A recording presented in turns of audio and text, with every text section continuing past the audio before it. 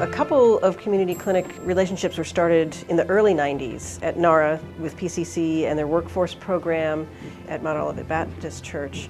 And then during my tenure as a resident, we established our relationship with Outside In, kind of swooped in and kept their clinic from closing when they lost all of their Multnomah County funding. It was a new venture for us, but we know that historically African American churches serve as sort of like a central hub for a lot of things that happen in the lives of people in the community. And it has grown over the years from, the one room, one day, one cabinet, to now there are 3 days of services at this location. What pays for everything is, bottom line is student tuition. So students really are paying for their opportunity to go out and see patients, but the money that we bring in through patient fees is a drop in the bucket compared to how much it really costs to run these clinics. Personally, I just can't, that chunk of money that I'm racking up to pay back, I can't think about that on a day-to-day basis. At Rosehaven, which is a service organization for women and children who have suffered abuse. We go in their environment, and we open up laptops, and we get on the internet, and we connect to our electronic health record system. And so if a patient at Rosehaven has been seeing a doctor at Multnomah County, we can see that. Being that I'm half French and half Nicaraguan and I speak Spanish, we do get certain students that also are able to speak Spanish to deal with people that otherwise would not be able to be seen. A couple of years ago, an awful lot of our patients had somebody else that was primary care, and we just did the naturopathic stuff. Now we're probably primary care for 3/4 of our patients because this is all they have. It's more heartbreaking than it used to be. People who are in the midst of losing their homes, their dreams, it's heartbreaking a lot of the times now. People like myself and others, there was a time in my life where I had insurance and I had a job and I was able to pay to come to the clinics, but by having a neighborhood clinics such as the one here at Rosehaven that allows me to come at no cost, it allows me to keep my health status somewhat in balance. And I don't know where I'd go. I mean, I just don't know how I would be able to continue my job search or be somewhat stable with my health and move forward. If I wasn't given the free medical care that I get here, I wouldn't be able to afford it. I currently live in a homeless transitional shelter. I have no health insurance right now. I can't afford it. I tried to get on at OHSU and they're so overloaded with new people. There's just no way. I would just wait till I was really sick and then go to the hospital. That's what I've done before, so. I'm rotating right now at Outside In, which is a community health clinic that's focused on serving homeless or displaced youth under 30 years of age. Working with these patients, we really have to do a lot of educating, which is, one of the major principal tenets of naturopathic medicine is, doctor as teacher. So we do teach patients a lot about how their body works and what types of things they have in their power to really influence some of the predicaments they find themselves in, being in these very underserved kind of situations. Even though I'll have put in a 10-hour day before I start my shift at Mercy and Wisdom, just being with the students, it's like, it's fun. You get like a second win and you're seeing and you're discussing, and I don't get tired of it. I really, really enjoy it. It's certainly not for the money.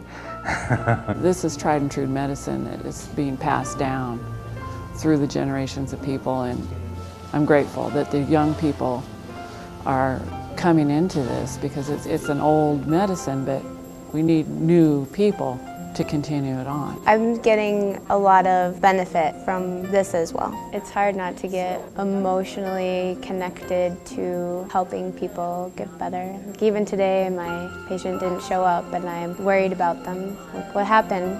Are they okay? Should I call them? It's a new experience figuring out the doctor-patient relationship. I feel like I've built a real relationship with my doctor that I see. She actually calls me during the week sometimes and allows me to call her if I need to. And that's, amazing to me. It's the most satisfying thing I can ever imagine. I really love these people, and they return it. They're willing to see you on regular follow-ups and see how you're progressing, and if something is that needs to be modified, they're there to help you do it. And that has been such a blessing. Oh, they're wonderful. Every single one of them. Yeah. Oh, yeah.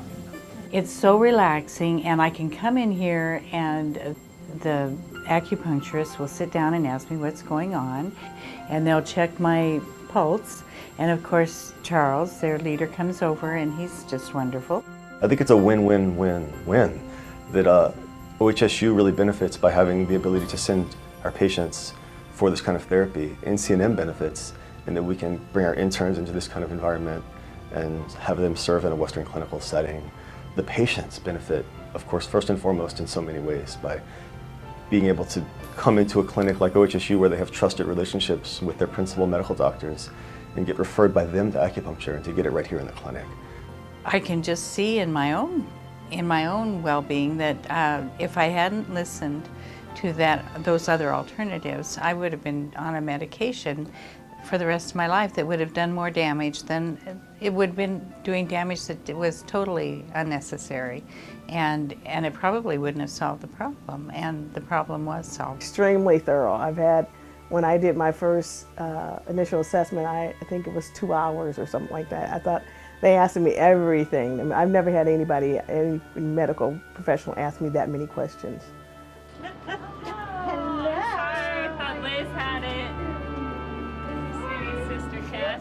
One of the first things that I saw with NCNM was that same deep value for respecting the person where they were, giving them all the dignity possible.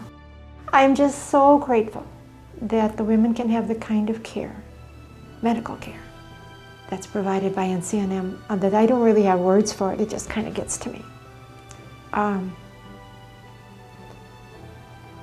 I really treasure the people, and I see them getting that kind of care, so I treasure NCNM.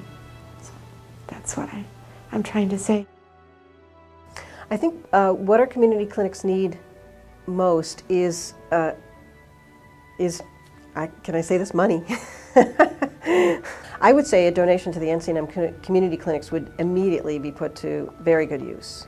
And I can tell you, we're thrifty.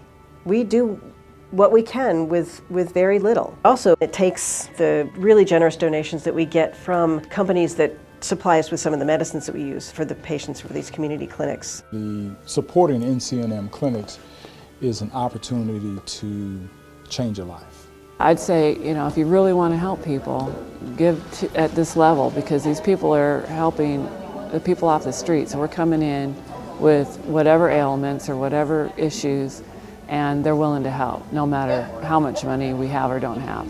I would think there'd be satisfaction, gratification from the people who could give to support those of us who can't. The health of one is important for the health of all in the community sense, because if you get the health of the community comes up, then everyone can be more productive, more happy, and less communicable disease spread around. Anything that can help this school, these clinics continue for the neighborhoods would be a tremendous gift toward peace, toward health of everybody.